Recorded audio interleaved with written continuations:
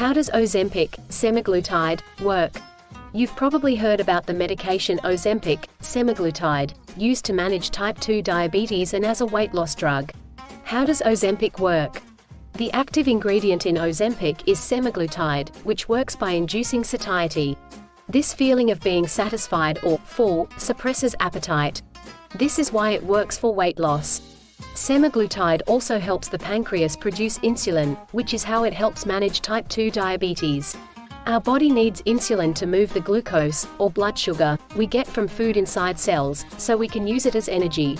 Semaglutide works by mimicking the role of a natural hormone, called GLP-1, glucagon-like peptide 1, normally produced in response to detecting nutrients when we eat. GLP-1 is part of the signaling pathway that tells your body you have eaten, and prepare it to use the energy that comes from your food. Can food do that? The nutrients that trigger GLP-1 secretion are macronutrients, simple sugars, monosaccharides, peptides and amino acids, from proteins, and short-chain fatty acids, from fats and also produced by good gut bacteria.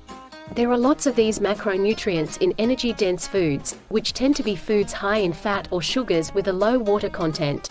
There is evidence that by choosing foods high in these nutrients, GLP-1 levels can be increased.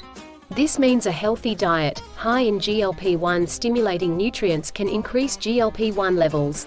This could be foods with good fats, like avocado or nuts, or lean protein sources like eggs.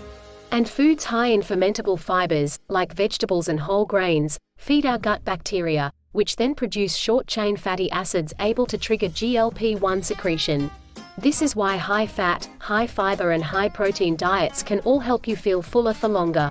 It's also why diet change is part of both weight and type 2 diabetes management. So, are injections the easier fix? While diet and drugs can both work, both have their challenges. Medications like Ozempic can have side effects including nausea, vomiting, diarrhea, and issues in other organs. Plus, when you stop taking it, the feelings of suppressed appetite will start to go away, and people will start to feel hungry at their old levels.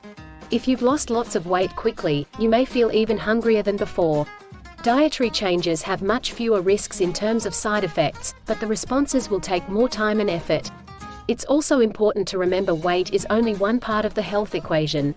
If you suppress your appetite but maintain a diet high in ultra-processed foods low in micronutrients, you could lose weight but not increase your actual nourishment. So support to improve dietary choices is needed, regardless of medication use or weight loss, for true health improvements. Remember, healthcare is individual and decisions around food and/or medicine should be made with the considered advice of healthcare professionals.